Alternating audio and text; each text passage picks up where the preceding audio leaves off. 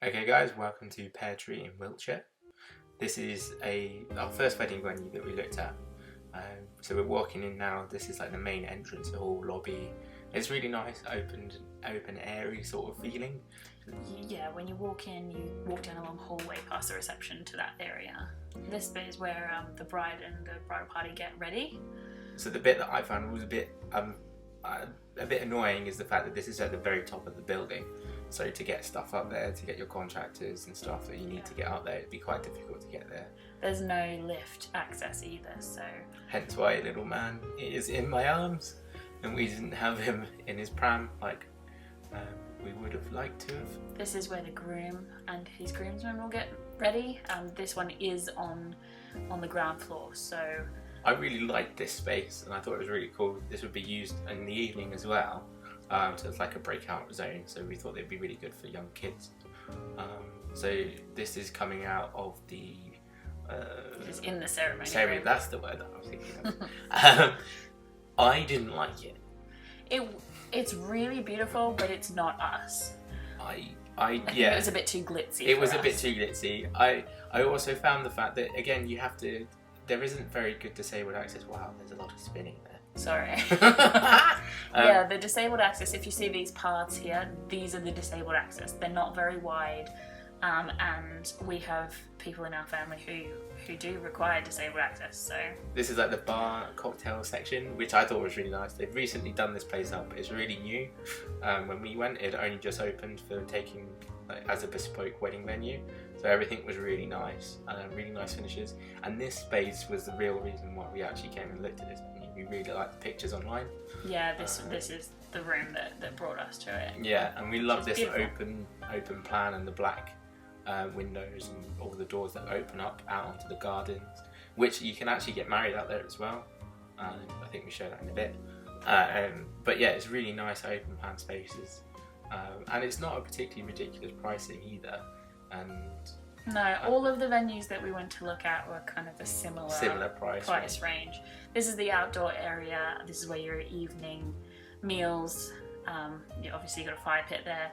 Your evening meals are cooked there. You can see there's that's the pizza oven. Yeah. You can have a barbecue. That's where you can get married outside.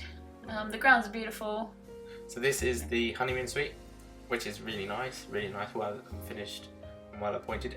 It weirdly on the same level as your ceremony room. Yeah, and there are other guests staying on the same level as well, which isn't a deal breaker to us, but yeah, it's This used to be a hotel before, and it's now a bespoke wedding venue. It's really nice. There's as you can see, it's really nice, well finished. The staff were awesome. The person who was showing us around, she was a really nice lady. I really can't remember her name. No, I don't remember her name. But she was really lovely. She was really charismatic, really helpful, really chatty, which was really nice. It made it, because this was our first place that we visited, and it was really difficult we didn't know what to ask, and she was really good.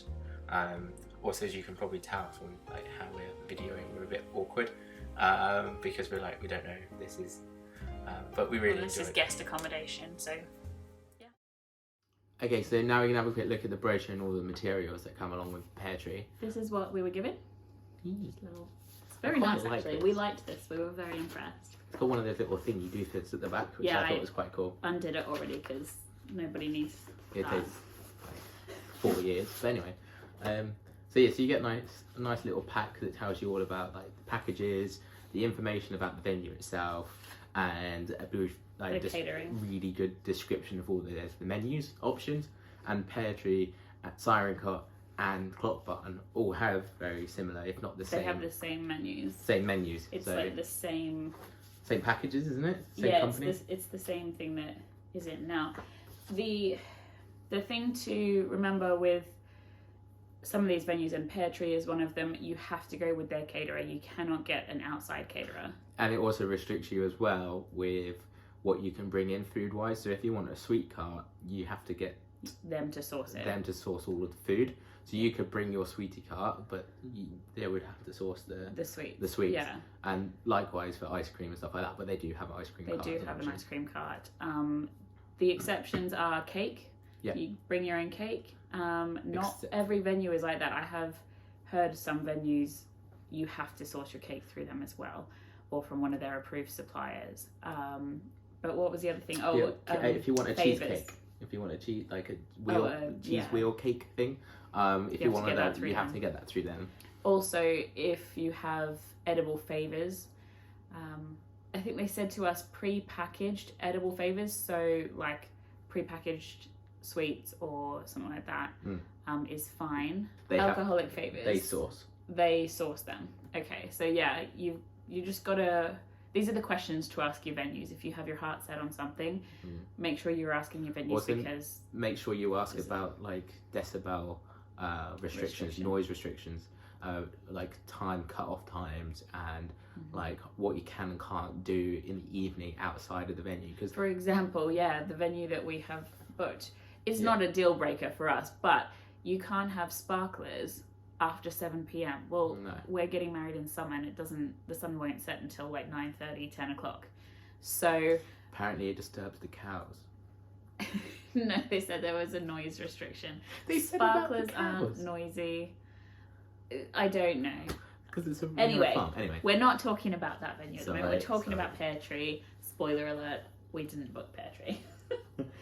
We will put some of these things up on the screen so that you can see them more clearly, but we've got a price guide. So this, obviously, we visited in 2021, so the prices will change. But yeah, just a sort of guideline if you want to get married on a Saturday in summer, so May till September, you're looking at £7,010 just for the venue hire. No food or drinks included in that. bit expensive. Oh, there's a service fee for a ceremony of £180 as well. Yeah. That's interesting. This one is the payment details, so how you need to pay. They do have a payment structure, like a payment plan. So yeah, your first initial payments, as soon as you want to reserve the venue, you have to put down a £500 deposit for the venue itself and £500 for catering, because this particular venue, as we were saying, like your catering, you have to go through them. That's £500 plus VAT for the catering, so bear that VAT charge in mind. They also do have a payment portal, so you can just go online and make payments. So you get given this brochure, and at the back has your payment portal details, your username and your password. So that all gets set up when you visit the venue for the first time. They give you the information there and then. Yeah, so you can log in. Can we just discuss this situation? So this is a situation. This is like... We found this so annoying. Bye everyone. So it's currently upside down. Oh, very good. This is the brochure for the venue, which you can't see us anymore. So yeah, it's very cool. However, if you're like us now, trying to show people... Yeah, because we obviously went and showed our family after we went and visited, because pretty much everywhere that we went. COVID restrictions. Yeah, we were in COVID restrictions, so it was just us that could go. So we came back and showed them everything, and honestly, getting this out and open, and it's just a lot, isn't it? So you've got a frequently asked questions, which is really handy. A walk through your wedding day, so this really helps you sort of plan your day and give you a sort of timeline of how things should or could go. Obviously it's up to you, but it's so that you don't sort of forget anything and you have a sort of an idea, because when you book your church or your registrar, you need to book that for a certain time, so you want to make sure that you've got plenty of time to get ready, but then also plenty of time in between. So if you're not having a civil ceremony and you want to go and get married in a church, or you want to get married somewhere completely different from your reception venue, then you need to factor in your travel and all that sort of thing. So it's really handy that they've put a timeline in that. Yeah, I thought it was quite helpful as well, because this kind of stuff gives you ideas to ask the questions, and for what it makes you structure, particularly when you're like first time for looking at venues. They've also got a booking guide, so this just tells you how to book with them, which is really actually so good. It was really simple way they came up with it. It was like, basically you get given an event coordinator, and that's it basically. You discuss everything to them, and Yeah, make so the payments every online. time, like we've said so many times, 3 of the venues that we've gone to see were under the same management company. And it was super handy because she was really good. She would call us after every viewing that we went to and ask us our opinions, whether we wanted more information. If we wanted to book another attendance. Yeah, if we wanted to go see it again, all that sort of thing. And so she was really good. There were some venues that just never contacted us ever again. Even if they said that they were like, oh, we'll give you a call. Yeah, they never did. And they just never did. I'm going to move on to the catering now and show you a bit about that. But I just wanted to say first that the style of tasting that you have at this and the other similarly managed venues. It's like as if you're at a wedding. Yeah, so it's a lot of couples, like all of the couples that are getting married in the next sort of 6 months, and you get invited along and they set it up as if you're at a wedding. So you actually are having your tasting with other couples who are getting married there. Yeah, so but it's also like an active. You can see the venue in full swing, which I think is really cool. Yeah. So you get to see how they manage a large number of people. You get to see how the staff interact with other people and the guests, basically. So you're effectively attending like Pear Tree's wedding. This is the menu book. It's a really quite a thick book that you're given, and it's got everything that you could possibly need. I'll just give you a little. So it gives you a little breakdown of the different packages. So it's all spread out. Meets more or less every budget. Yeah. So for example, the standard package, it is so off peak is £63. Peak is £81 per head, and they go all the way up to the most expensive, which is the gourmet experience package, which starts at £99 and during peak season £113 per head.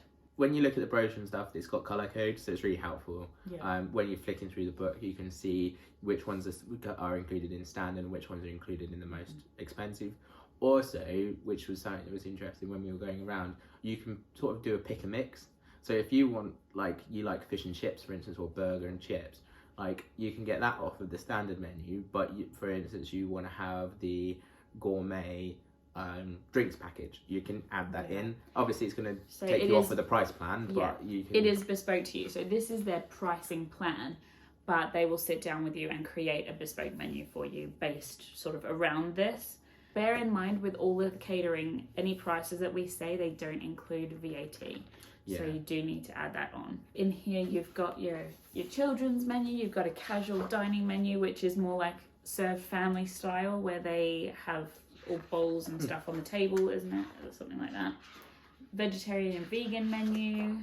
It's quite a good vegetarian menu. They're really good for catering people with gluten intolerance and other different allergies. They're really keen to express that, and all of the venues, to be fair, were quite good with stuff like that. It's this day and age now, isn't it? You've got to be like, you've got to be able to cater for people. You've got to do it, otherwise you just... Wine list. Oh, and the ice cream cart is a bicycle guy. That's quite cool. A bicycle guy. Hey. And an evening food menu. So they all the venue has a pizza oven. Yep. So you can have freshly made pizzas. It's like pizza, you can have wok food, fry, chef stations. What else? Cheese boards, charcuterie boards. You can just have a standard buffet. Artisan tasting selection. There's just so many things. It's really cool, and like the pictures in the book, like probably seeing it on the screen now isn't as good, but it's really nice, high quality. You get a really good idea of like what the food will look like. We assume it's high quality. We haven't tasted it. We haven't tasted any of it, but it looks really good. Yeah. And from what I've seen, because I do follow, I think all of these venues on Instagram, they've had a lot of really good, they have a really good reviews. A lot of like photographers and DJs and stuff, they post from these venues saying how good the food is. So that's exciting. There's some canapes. Oh, one thing to also bear in mind is, like, as we're just talking about, like your vendors, is that you'll possibly have to supply food for them. So they have different charges. So it's slightly cheaper because, like, for your photographer and stuff, it'll only be like a 2-course meal. So like a either a starter and main or a main and dessert. Mm-hmm. So it works out a little bit cheaper for those guys. Yeah, And and likewise this in the venue, evening. I believe there are two options. There's a hot food option or a sandwiches option, I think. So just to give you a quick breakdown of the times, your dressing room is available from 9 a.m. So you have access from 9 a.m. to that part of the venue. And your, I believe, wind down, here. The wind down is 11:15 p.m. And midnight, everyone has to be gone by. For your guests that are staying at these venues, it's 3 o'clock as the check-in. But if they're there for the morning ceremony, they can leave their bags and luggage in the lobby of the room. in the room itself. I didn't remember that. So anyone staying the night of the wedding, you have breakfast at 8 a.m. onwards, and checkout is 10 a.m. Also, I believe you can leave cars there overnight if someone's staying at a hotel nearby and they want to get a taxi. They just have to pick up their car the next day, I think, before 10. Before 10 as well, because that's before when the the next checkout party. time. Just to round things up, Yep. What was your favourite thing at Pear Tree? I think the favourite thing for me at Pear Tree was the versatility that I could see in the ground floor spaces. So the fact that you had that breakout zone in the library. in the library that went onto the garden outside, and that really nice new That loungy reception bit. and that loungy bit in the middle. That was really I think nice. the loungy bit is nice because it's literally right next to the reception room where your band or your DJ is going to be. So if you've got anyone who just wants to have a bit of quiet time and away from the party a little bit, they can go get a drink, go sit down in that lounge. That's nice. Yeah, definitely. Okay, so what's your least favourite thing? So the thing that having a mum who's disabled, the fact that there's no lift and everything is up on like the second and third floor, I think that was a real major detraction for me, and I couldn't get my head over it because the paths are all outside. So if she would be in her finery for my wedding, and I've got to make her walk outside, possibly in the rain, to be able to get into the ceremony room, and then in order to get back to the reception venue, she has to do the same walk again. Yeah. So my likes and dislikes were the same. Yeah. I think it's like I could see what they try to do. I just feel like they maybe. It's good that they've thought to put those things in, and it is a difficult building. But I think a lift would go a really long way there if there is space that they could put one in. If there's a possibility for them, even if it means they lose a room, it would have made it more of a contender for me. But we automatically ruled that place out because of that. Well, we had our pram with us when we went there. We had to just abandon the pram. It was so hard to get the pram into the front door of the venue because it's all those little stones. Okay, a lot of the venues have those at some point. Yeah, I think it did. But that one was particularly difficult. Like the wheels just sunk straight in. Yeah, I think in their defence for that though, because it was so new. It was new, yeah. They hadn't had time to compact it down. The other thing is when we were going back down to the car park, we went down the disabled access route. They're really narrow. And it was so narrow, the wheels of the pram were sort of teetering on the edge of like a drop. And that just scared me. It was a bit like if you had a wheelchair, that would be really difficult. Yeah. And then if you had someone who was like had a mobility chair, I don't think it would fit. But having said that, if mobility access is not an issue for you and your wedding party, it's a great venue. It is versatile with style because it could go either way, traditional or quite modern. Yeah. No, I really liked it, but in general, it was I'd say. What do you say out of 5? Out of 5? Okay. Yeah. Oh, this is going to sound really harsh, but I'm thinking in... Yeah, go for it. The other one's 2. I was thinking 2. Okay, 2 out of 5. Unfortunately. But it was really good. So that's only because it didn't meet our needs. Yeah, definitely. Yeah. I hope you enjoyed the video, and we'll see you on the next one. Cheers. Bye. Bye.